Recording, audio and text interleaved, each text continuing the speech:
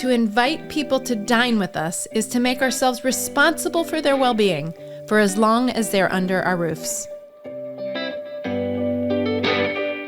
We experience 1,000 waking minutes on average every day. How are you spending yours? I'm Dr. Wendy Bazilian, and you're listening to 1,000 Waking Minutes. I can't wait to connect with you here with practical ways to eat well, move daily, and be healthy, to optimize every waking minute you live for a happier, healthier life. Thank you for sharing some of your waking minutes with me today. Let's get started. I'm saying yes to better days, yes. I'm on my way, yes. It's gonna be okay, yeah.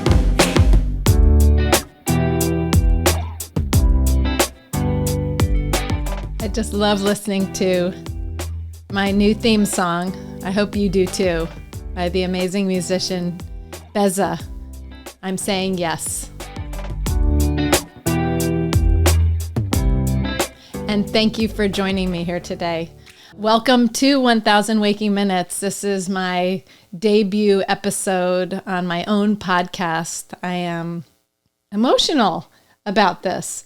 I'm your host, Dr. Wendy Bazilian, and today we're talking about eating in the company of others. I thought I would just start with a topic, and then we'll back up in the next couple episodes and tell you all the whys and wheres of how this podcast got started. 1,000 Waking Minutes. We have about 1,000 waking minutes a day, and where I get to with that is simply that if you calculate our entire day every day, we have 1,440 minutes in a 24-hour day. If we are trying to be healthy and optimize our time, we would benefit from 7.5 hours on average of sleep. I know that give or take, and sometimes we can't get there. I'm a working mom. I'm not always there. But we know that that's the amount of sleep necessary for optimizing health. If we subtract out those approximately 7.5 hours of the day, we're left with 1,000 waking minutes. I've been wanting to name a podcast, as it turns out, 1,000 waking minutes for some time, because we all have the same time. It's life's currency. And we have the same amount of time. We are time-strapped individuals. We use time analogies all the time. There's so much to talk about with time. But hopefully we'll talk about how to change our perspective on time, how to optimize our waking minutes toward a well-lived life. That is the goal of this show. And today's topic I would like to discuss is eating in the company of others, eating with others, eating socially some of your meals during the week, if not many, and the benefits that you can gain mentally and physically from eating with others and utilizing those 1,000 waking minutes, some of those 1,000 waking minutes a day toward that end. Whether you love the idea about socializing and bonding around a meal, or you don't feel like you have the time, I'm going to hopefully convey and hopefully convince you about the value of that. I would imagine that some of us enjoy our time with our own thoughts. We enjoy our time alone at times, but I would encourage us to look at ways, and I'll give you lots of health benefits and ways to engage around the table with others. There's nothing quite like sitting around a dinner table with friends or family or colleagues or your community having great conversations. Think about a time that you may have had that, where you're savoring, you're not gulping, you're savoring the meal and you're appreciating the food, but you're also appreciating the people, the laughs, the conversation. This practice can be an emotional one, and it can benefit our physical health. So maybe taking time to socialize around the table is newer territory for you, or it's something that you do with your family, but unless it's a big full-blown production, you don't host very often. Keep listening. I want to discuss some very simple ways that you can gather around the table and what you can get out of it as well. So a short story. In our home, years ago when I was doing my doctoral degree in public health and nutrition, I was reading everything I could about, of course, nutrition science, but I've always been so mesmerized by the gastronomic writings and the idea and philosophy behind eating that predates anything that modern nutrition science has to offer. And of course, there's no question that our culture, our family, our economics, our political situation, our religion, everything impacts our food culture and how we dine. Well, I was reading a book from Savarin, The Physiology of Eating, and found a quote that just really stuck with me. And so we sort of started applying it to our home. It was sort of like a personal mantra. And I've mentioned this in talks many, many times over the years, but I'd like to verbalize it right now. The quote from Jean-Alphonse Brillat-Savarin, forgive my butchering of the accent there properly applied in French. The quote is, "To invite people to dine with us is to make ourselves responsible for their well-being as long as they are under our roofs." Whereas one could say, yeah, I get it, Wendy, you were studying nutrition. You probably wanted to make nutritional meals and make us all healthier if I came to your house. That is the last thing that came to mind. What really came to mind at that moment was the word that I use all the time, nourishment, and also the word well-being. That when you come into my home, and that's something that I feel like, and so hopefully we can consider this podcast space my home, our home, since we're sharing some of those 1,000 waking minutes today together and hopefully on an ongoing basis. That when you come in, that I'm responsible for hopefully nourishing mind and body, hopefully giving you information that either unearths something that you already know or piques something or that you learn a little something that you can take, as well as some of the benefits to your physical health and your overall health as well. So when we took that mantra on in our household, what it really meant to me was that we want to host the whole you. We want the whole experience to be wonderful. We want to have you come, and of course I'd love to feed you delicious food, and it's probably going to have some things that are healthy in it. But I hope that you would leave our home saying, gosh, that was a delicious meal, and thank you for the company. That was great conversation. That would be my ideal. Do I always hit? I don't know. You'll have to ask the guests who've come to our home. And then maybe in the parentheses they say, and I bet that was healthy too. I bet that was nutritious as well. Because I'll cook basically anything, and I love coming up with food. And I will cook simply as well. And I'm working on some things that I'll share with you today on making it simpler, because I am a mom of a elementary school child and very busy. And so sometimes even I have to remind myself of the importance of socializing around the dinner table, not only with my family, we do a pretty good job of that, but with others as well. So having people over to meals is one of life's beautiful things, I think. It's one of my favorite things. And when guests are in our home, under our roof, we feel it is about creating an environment that people feel good in. Does that mean a spotless, clean environment? Probably not. Does it mean that every single bite is a favorite morsel that they've never tried before? Maybe not. But is it a comfortable environment? So I want to just underscore, and I hope that that quote resonates with you as well. You may apply it, or you may just want to come over for dinner sometime. Let's take a moment for a brief mindful meditation. If you're in a safe space, feel free to close your eyes. If you're driving, please keep them open, but let your mind wander back to a memorable meal shared with others, a memory of dining with others you really enjoyed. Okay, I'm going to begin our mindful minute now. Picture the scene. Where were you? What did the table look like? Was it a recent gathering that you're remembering, or a cherished memory from the past? Who was there with you? Tap into all your senses, what you saw, what you smelled, the sounds that entered your ears, how you felt, and of course the tastes. For example, think about the aroma of the foods. Was the setting cool or warm? Did you need a sweater? What season? What was the temperature of the food? And of course the flavors. What was the lighting like? Was it bright and lively or more soft and subdued and intimate? Were there candles? Was it a boisterous environment with lots of laughter, or were there deep conversations across the table? And think about the food itself. Was it served family style, or did you have your own plate served? And what flavors do you remember? Was it spicy, savory, sweet? How did the meal make you feel? Was it relaxed and comforting?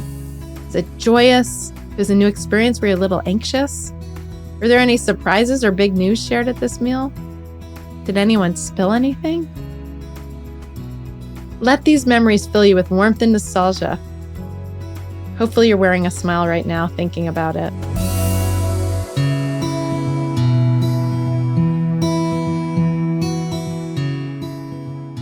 Okay, our minute is up. I went a little over a minute, our first mindful minute together on 1000 Waking Minutes. But I hope this moment of reflection was meaningful for you.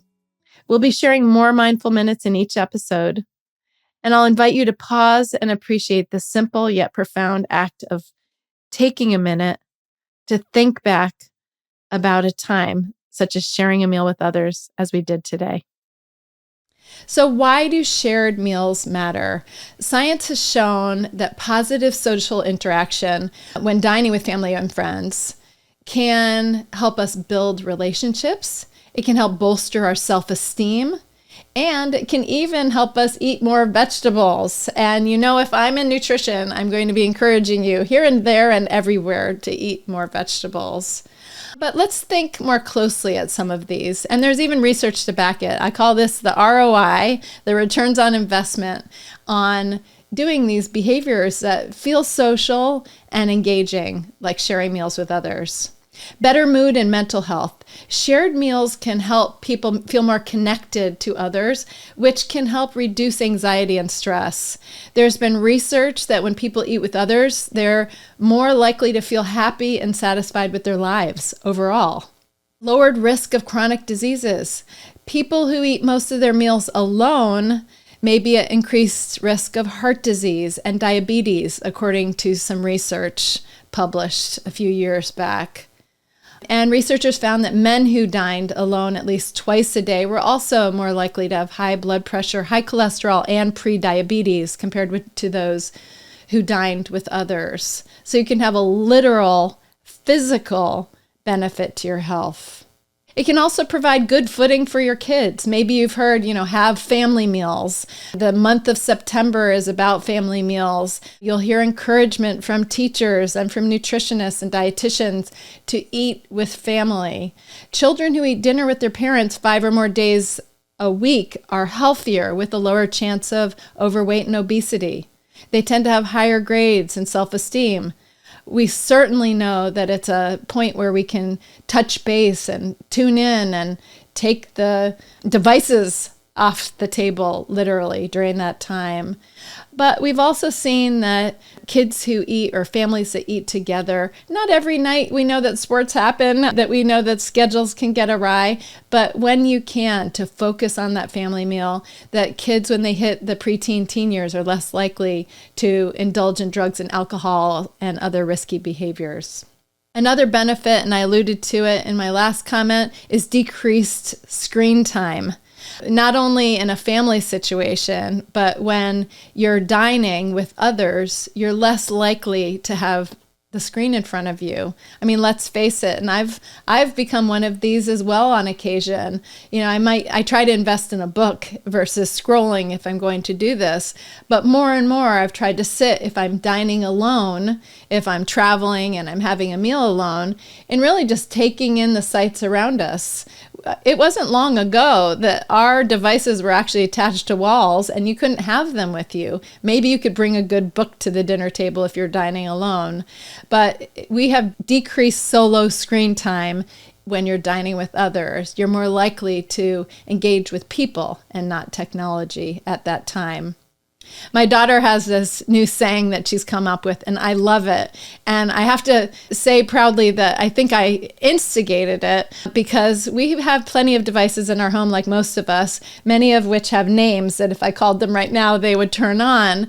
And we're so keen to know the answer to the question, or help our kids out to know the answer to their question, that very quickly we'll call on them to answer the question.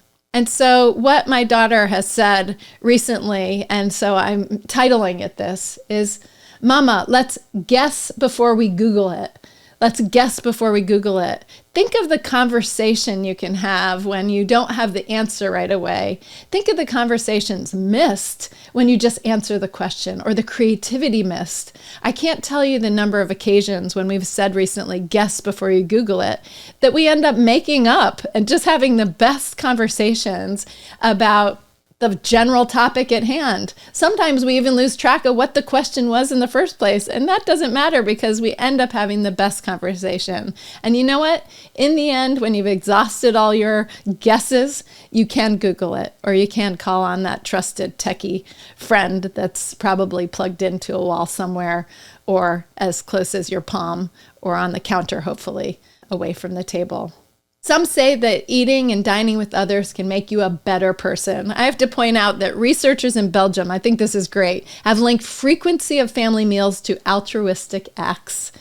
In a survey of nearly 500 students, those who shared more meals frequently in childhood were more likely to give directions to strangers, offer seats on public transportation, help their friends move, do volunteer work, and more. So just think, the act of sitting around a table with others, connecting. I hope, if anything, that this podcast can do is to connect us, to share these moments together, connecting. And dining with others, actually, finally, for the last benefit, and I think this is important, it can help us learn about ourselves. It can be personal. By sharing around the table or sharing around food, it can engender cooperation, considering fairness, when you're divvying up portions, equal Stevens or otherwise. It can help your value system and identity. I mean, think about it. We eat at least 3 times a day, most of us. Many times we are eating more if you include the snacks. And we make discoveries about how we prepare, how we set tables, how we converse, how we clean up. And the ritual of eating with others can be part of our daily minutes. So with that in mind, I want to sort of put this to practice. In each of my episodes, I want to give some ideas, hopefully ones, and maybe you can come up with some and share them back with me. I sure hope you can. Give some ideas, some action items that you can either take it to the table now moving forward in this area of dining with others. So some of the things that I want you to remember is thinking about maybe shifting your mindset. If you feel that it's overwhelming to dine or figure out how to dine socially with others outside your family, if dinner time seems stressful, I want to remind you of another great quote that I love from Epicurus, an ancient Greek philosopher. He once said, "We should look for someone to eat and drink with before looking for something to eat and drink." We usually put this upside down on its head. Usually we think of what's for dinner, and then we call whoever's around to the table. But maybe thinking about who's the company going to be, when am I going to have company, and then bringing them together and then bringing them around food. Another idea is setting a date. As we're planning our calendar, as we have all the things to do, it may seem like just one more thing.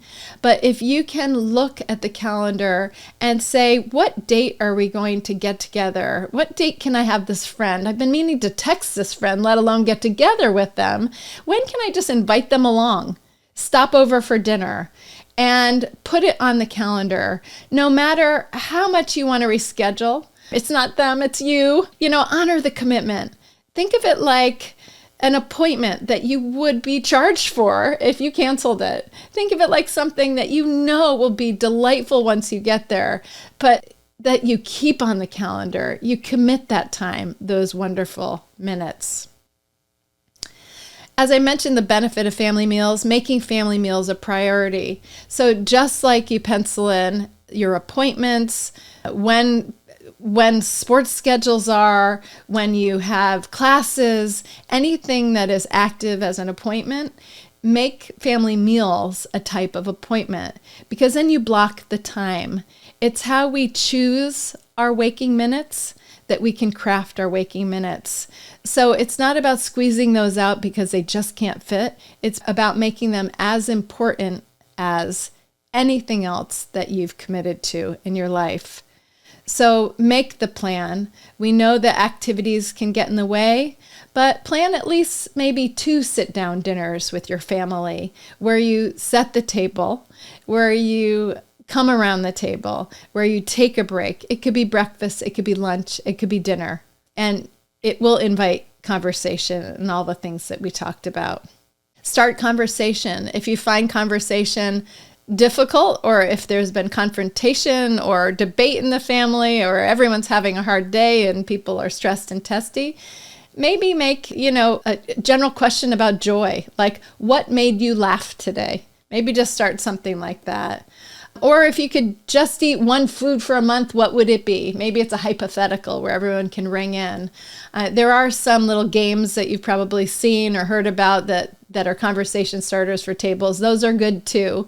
But simple things, you can generate little questions that you just go around and everyone gets a chance to be heard and to respond.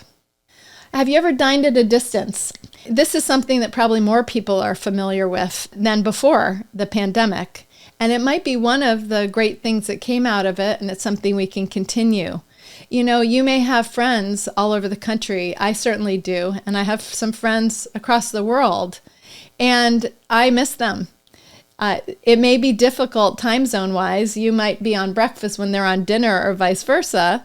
But maybe you take a tea time, a snack time, and maybe you Zoom or FaceTime or get together on video or even a call and enjoy them at a distance. Skype and other video conferencing, Google Hangouts, there's all kinds of ways that you can get together. If you want to take it to the next level, maybe you share a recipe and you both make it. You don't have to make it on screen unless you get really ambitious, but maybe you both make it and then you eat together. And you can catch up on life for a little bit of time. Remember to keep meals simple. So the next tip is, we are so inundated with the beautiful, and I love devouring them with my eyes and mind as well, but the beautiful showcases of dining and meals and elaborate table settings and whatnot. But you can keep it simple and do that socially as well. Sometimes we think in order to host a party, we've got to have all the fixings of a party. But think back in time, maybe bring yourself back in your mind, if you didn't live in that era, of the 1940s or 50s, when, maybe the meal was on the table and someone rang the doorbell. You actually answered the doorbell and you said, "Hey, we're just sitting down to dinner." Instead of sort of ushering them away, you say, "Would you like to join us? Let's pull up a chair." Think about the simplicity of your family meal and know that when people come to your home and you invite them in, they're going to love being invited. They are not going to hyper critique what's on the table. So keep it simple and think about if going to a restaurant is relaxing for you, if ordering takein is easy for you, keep it easy as you would do for yourself. Just add another person.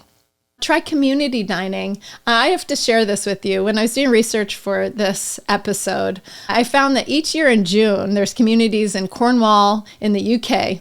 They gather for something called the Big Lunch. It's a celebratory get-together where they stop the traffic. They pull out an enormous, long tables are set up on the main street. Residents come out to share food, swap stories, get to know one another. It's like coming out of our doors, like opening our doors and getting together. It may be like the potlucks of neighborhoods that some have had, or maybe it's a simple picnic where we invite someone and we just meet with a Again, not a fully orchestrated fancy picnic, but maybe we just bring our meals and we bring a tablecloth to sit on and we bring our own company. That's enough. So community dining, you can even make it in our event. We have some talk in our neighborhood with some of the people that I interact with, and I've only interacted with on one of my Facebook groups, about getting together for what we call drinks in the driveway. And it doesn't have to be alcoholic drinks, but get together, a neighborhood get together or community dining. And I think that would be a lot of fun. We've talked in the talks, so maybe by the time that you hear this, we'll already be underway with that. And finally, hosting a low-key dinner party. And this is back to the simplicity again. And I call these NBD dinners, no big deal dinners. We go through phases in our family with this, and we're just getting back into the swing of it. Some people are very good at casual entertaining, and it's no big deal for them to have friends over. You might have some friends like that. We have some incredible friends that we've known for, I'm not even say multiple decades here in San Diego. They're the parents of our goddaughters, and we can show up anytime, almost unannounced. We always announce ourselves, but we just all pull up a chair, we sit down, and we have the best conversation over no big deal dinners or snacks or whatever time of day it is. We've taken to like that as well. Some people feel like they can't host a meal without making a big splash, and we are fully in and excited when people have a full-blown production. It's amazing. We love to partake in it. But a lot of people avoid hosting at all because they fear or expect that that's what they need to do. And that takes a lot of work. There's no question about it. A lot of planning, a lot of cleaning, a lot of prepping, and all that. So, if you want to do NBD dinners, that could be as easy as saying, hey, I know it's a work night. We're all busy. You want to come over for a timed 1 hour? We'll order some pizzas, put a little salad out, and we'll have a little conversation. Maybe you have a chocolate bar in the cabinet that you can pull out, or some popsicles or ice cream for dessert, or maybe you just pass on it and you say, thanks for coming to dinner. It was great to see you again. So hosting low-key dinner parties and practicing at that will get you better at it. One of the things I'll put in the show notes is I have something called the anatomy of a grain bowl. And basically what that is based on the big trend of grain bowls that have featured cool grain like an ancient grain, and you sort of mix and match. It's sort of like a taco bowl or a different kind of bowl. And that's another great way to do an NBD dinner. I'll put that in the show notes. And you can go directly to my website to get it too at wendybazilian.com/grain bowl.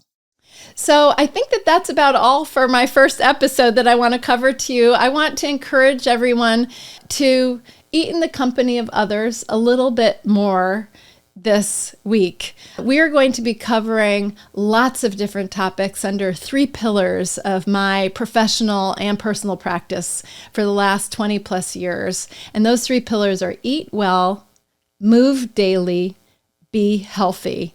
Today's eat in the company of others certainly fits under the eat well. We know that there's a multitude of health benefits ranging from emotional, spiritual, as well as physical benefits from eating with others. And we know that it's time well spent. So choosing to spend some of your 1,000 waking minutes today or tomorrow or sometime this week with others has real payoff. And I hope that you now know the rewards that it can bring. I look forward to hearing from you if you have more ideas on this. So I wanted to pose a question to you, a question that I will ask at each episode, or maybe you'll help me evolve the questions over time. And the question is, if you could replay 1 minute of your day today, which would it be and why? Again, if you could replay 1 minute from your own day today, which would it be and why? By reflecting on our waking minutes, the memories, those that prove valuable, perhaps even have a positive impact on our health, it helps us anchor them into our memory and perhaps craft them or help them create how we choose to spend our 1,000 waking minutes tomorrow. Something to think about. Thank you for sharing a few of your 1,000 waking minutes together with me today. And until next time, I look forward to connecting with you on a future episode, and be well. Thank you for tuning in to 1,000 Waking Minutes. A huge thank you to our amazing collaborators, to our producer, Nikki Butler Media, to KCM Connect PR and Marketing, the ultra-talented Beza for my theme music, my lifelong friend and artist, Pearl Price Photography and Design, to Danielle Ballantyne, Jen Nguyen, Joanna Powell, of course, my family, and everyone working tirelessly behind the scenes. And to you, our valued listeners, I so appreciate your support. If you enjoyed today's episode, please consider leaving a comment, writing a review, and giving 1,000 Waking Minutes, that's us, a 5-star rating. And please hit subscribe on Apple Podcasts, Spotify, or wherever you enjoy your podcasts. Please follow and stay connected at wendybazilian.com. And don't forget to share with your friends. Your support helps us grow and bring you more great content. Until next time, stay inspired and find simple opportunities to optimize those 1,000 waking minutes each day.